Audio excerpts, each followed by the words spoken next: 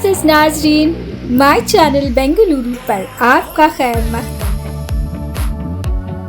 آل India Muslim Personal Law Board کے 29ویں سالانہ اجلاس کی تیسری کڑی آپ کے لیے پیش ہے۔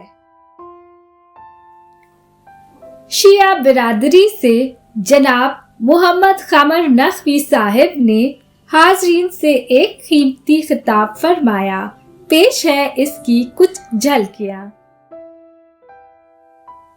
اگلے حصے کے لیے مائی چینل بنگلورو کو فالو کریں۔ شکریہ۔ ورحمۃ اللہ وبرکاتہ۔ بسم اللہ الرحمن الرحیم، نحمدہ ونصلی علی رسولہ الکریم۔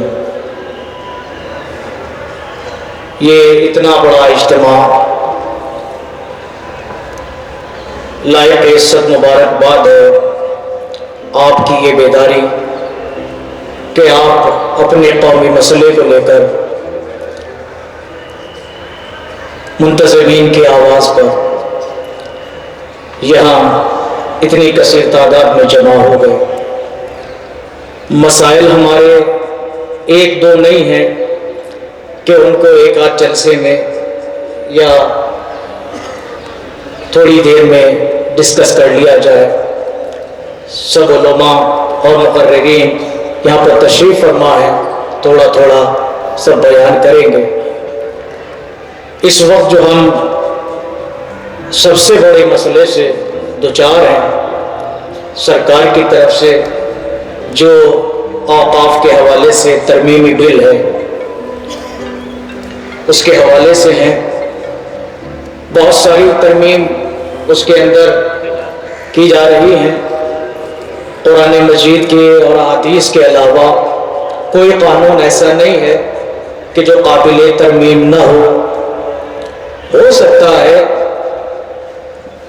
اوقاف کے جو قوانین ہیں یہاں بورڈ کے اندر ان میں کچھ خامیاں ہوں، وہ سب ٹھیک ہے اپنی جگہ پر، لیکن ہمارا کہنا یہ ہے کہ ہم کسی سرکار کو یا کسی حکومت کو ہمارا جو ایک آدھ کوئی قانون ایسا ہے کہ جس کے ذریعے سے بدعنوانی آ سکتی ہے، مثلاً ہمارے متولیان کرام کے حوالے سے اوقاف کے اندر خرد برد کی خبریں آ جاتی ہیں، بدعنوانیوں کی، زمین کے غصب کی، اور جو املاک ہیں اوقاف کی ان کے بیجا استعمال کی اور اپنے لیے خالص استعمالات کی خبریں آتی ہیں کہ سب اس کو ٹھیک کرنا چاہتے ہیں۔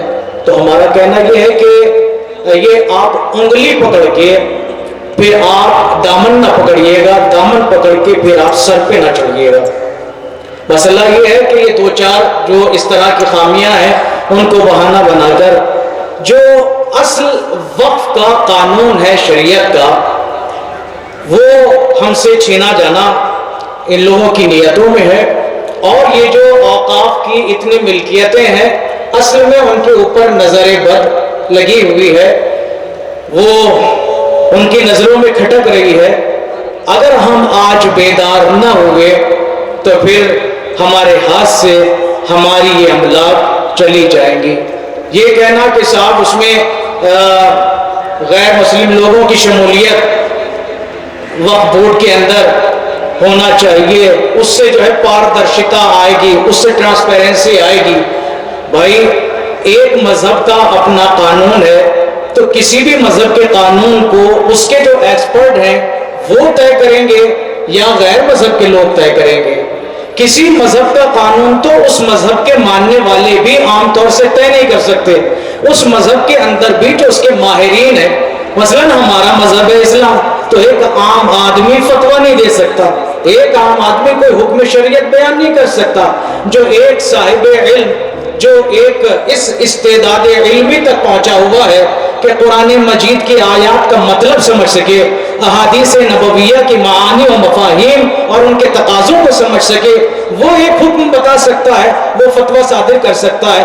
ہر مذہب کے اندر یہی ہے، تو پھر ہمیں یہ بات کہنا ہے کہ جب ایک مذہب کے اندر اس کا ہر شخص جو ہے اس دین کے مطابق ایک فتویٰ نہیں دے سکتا ہے، کوئی حکم نہیں یا کوئی قانون نہیں بیان کر سکتا، تو دوسرے مذہب والے وہ کیسے اس کے اندر عمل دخل کر سکتے ہیں. تو عزیزان گرامی مسئلہ یہ ہے کہ حکومت کی نیت صاف نہیں ہے، اس کی ساری نیت، اس کا سارا ارادہ ہماری عملات کو غصب کرنا ہے.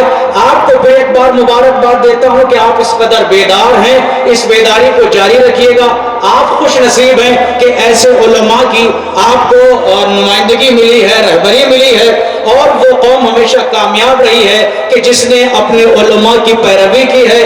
آپ نے اس کا آج جیتا جاگتا ثبوت دیا ہے کہ آپ بیدار ہیں کہ علماء کی آواز پہ آئے ہیں. سیاسی رہبران بھی ضروری ہیں، مگر آنکھ بند کر کے اسلام کے نام پر کسی سیاسی رہبر کے پیچھے نہ جائیے، اس لیے کہ سیاسی رہبر اپنی کرسی کے لیے دین کو بھی بیچ سکتا ہے کبھی، اور کبھی کسی اور مسئلے کو، قانون کو بدل بھی سکتا ہے. لیکن جب تک آپ علماء کے ساتھ رہیں گے، آپ انشاءاللہ اپنے دین کو محفوظ پائیں گے، اپنی شریعت کے قانون کو محفوظ پائیں گے.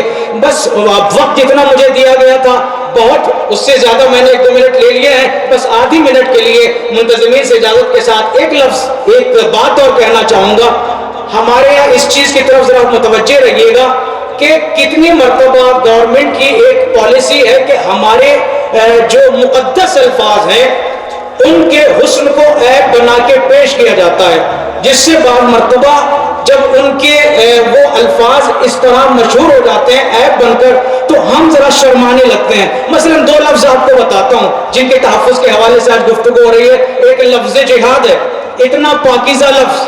ایک لفظ شریعہ ہے جو ہمارا قانون ہے، کتنا مقدس لفظ ہے، مگر گورنمنٹ نے پالیسی کے تحت اس لفظ جہاد کو بدنام کرنا چاہا، اس کو عیبدار بنانا چاہا. لفظ شریعہ کو جو ہے وہ کنسٹیٹیوشن کے مقابلے میں لا کے اس کی اہمیت کو کم کرنا چاہا. کہنا بہت کچھ تھا مگر وقت بہت کم ہے. بس اس بات کو ختم کر رہا ہوں کہ اپنے جو مقدس آپ کے الفاظ ہیں، آپ کی جو اصطلاحات ہیں، کوئی ان کو کتنا بھی بدنام کر کے، کوئی ان کو کتنا بھی باعیب یا عیبدار بنا کے آپ کے سامنے پیش کرے، آپ کو کبھی بھی اپنے مقدسات کی طرف سے شرمندہ ہونے کی ضرورت نہیں ہے.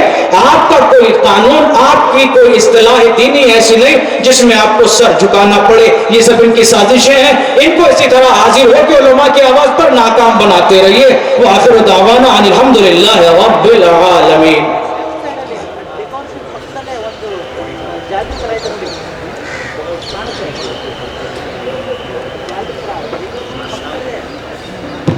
ماشاءاللہ شیعہ برادری سے نمائندگی کرتے ہوئے محترم جناب محمد قمر نقوی صاحب نے قیمتی خطاب پیش فرمایا اور وقف ترمیمی بل میں موجود نقائص کو، اس کی بعض دفعات کو ہمارے سامنے رکھنے کی کوشش کی.